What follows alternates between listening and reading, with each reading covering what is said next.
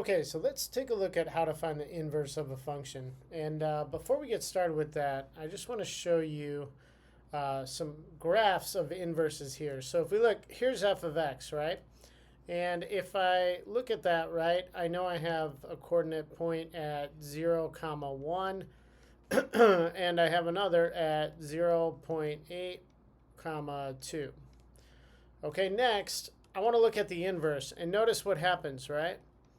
I have 1 comma 0 and 2 comma 0 0.8.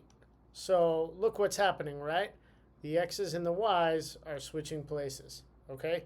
And so it is a reflection graphically. You can see it. It's a reflection over y equals x is the one in green.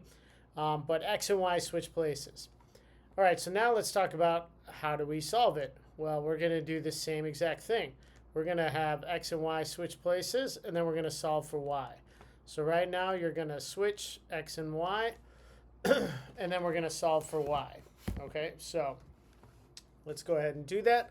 So now we're going to have x over here, and then that's going to equal 5y cubed plus 18. And now I'm going to go ahead and solve for y. Well, if I want to solve for y, the first thing I'm going to have to do is subtract 18 from both sides. Okay, so now I'm going to have x minus 18 equals 5y cubed. And now I'm going to go ahead and divide by 5. So divide by 5. All right, and now I have, if you notice, I have y cubed on one side. And I'm going to take the cubic root so that I can get to having just y here. Okay, so I can go ahead and say I want the cubic root here and the cubic root here. And actually now I'm done because this equals y. But very important thing, you want to notate it correctly, right? This is the f of -1 of x, meaning it's the inverse of my original f of x. So I'm going to go ahead and write my answer here. And then we're going to talk about verifying. So my final answer is going to be x minus 18 divided by 5. Okay, and how do we verify? Well, if you input the actual inverse in place of x in the original f of x back over here, it should simplify down and you should just have x, and then you know that you have the correct inverse. Okay, so I'm going to go ahead and do that. And I'm going to say, okay, well, I'm going to now input the inverse here. Let's go back. We're going to input the inverse, which is cubic root x minus 18 over 5 in place of x. Okay, so notice this is going to simplify. It's going to start really bad, but it's going to simplify down very fast. Okay, so we have the cubic root here, but that's cubed, right? And then plus 18. Okay, so what happens there? Well, the cubic roots cancel out, right? So those are going to cancel. And then I'm going to have the 5s are actually going to cancel, right? So the 5 divided by 5 will cancel. And now look what I have. I have x minus 18 plus 18. Well, the 18s cancel. And I'm just left with x. Okay, so now I know I've verified that my inverse is in fact correct. And my final answer here is actually my inverse here. Okay, and now we're going to try another one. All right, so that was that one. Let's look at one where we have a fraction. And this is going to be a little more difficult because you have to kind of use some algebra and some grouping tricks to make this work. Now, the first thing, right, is that we're going to, let's just rewrite this once before we have everything switch places.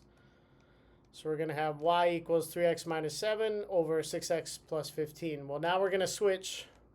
Y and x are going to change places.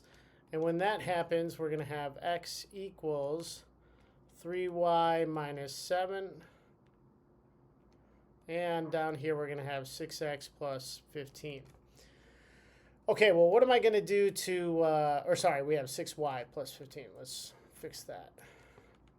6y. So important thing here that this brings up is that you need to replace y from where x was for every single time that x occurs, okay? So, okay, so now we've got this written correctly. So now we're going to go ahead here and multiply by 6y plus 15. Okay, so I'm going to do that on both sides. And notice that's going to make it cancel here, right? And now I'm going to have this. I'm going to have, I'm going to go ahead and distribute the x. So I'm going to have 6xy plus 15x equals 3y minus 7. Okay. Now, when I look at this, what you really want to do is you want to get all the y's on one side, or all the terms with y on one side, and then all the terms with just x on the other. So I'm going to go ahead and I'm going to subtract 3y. I'm going to put everything with y on this side. And then I'm also going to subtract 15x, which is going to make it cancel here. This is also going to cancel. And then you have minus 15x on this side. So let's rewrite that once. So now we're going to have 6xy minus 3y equals negative 15x minus 7. Okay, now I remember I'm trying to solve for y, so I want to isolate out y. And now I get to here. And now what you're going to do is you're going to just divide by this term in parentheses, or these two terms in parentheses, 6x minus 3. And if I do that, I'll go up to the top here. We get y equals negative 15x minus 7. And then that is divided by 6x minus 3. And actually this is now my inverse. Okay, so I'm going to go ahead and write my final answer, but I still have to verify.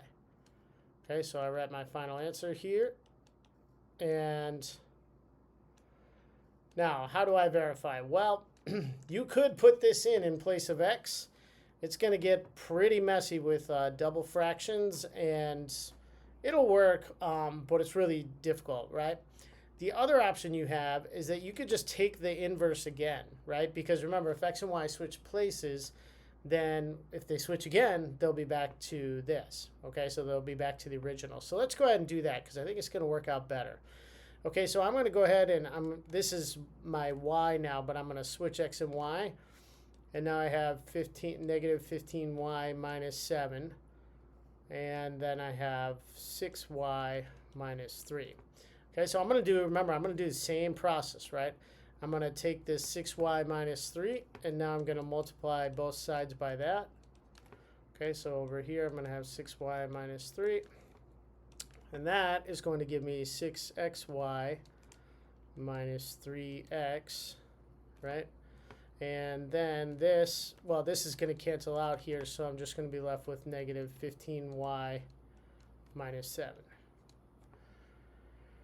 Okay, so at this point, remember, we want to do the same thing. We want to get our y's on one side, x's on the other.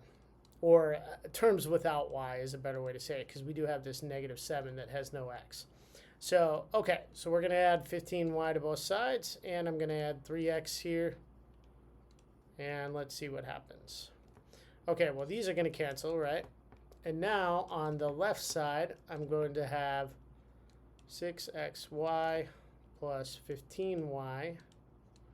And on the right side, I'm going to have 3x minus 7. Notice how this is taking shape, because this is the numerator of the inverse. Okay, now I'm going to factor out y. And last step here, I'm going to divide by 6x plus 15. And we are back to our original function. Okay, so that is another way to verify. So I'll just write it right here. When I finish this out, right, I got y equals 3x minus 7 over 6x plus 15. And that is equal to my original function. So this is another way that I can verify that my inverse that I found over here, which is my answer for the inverse, that this, in fact, is the correct inverse. And that's how you do that one.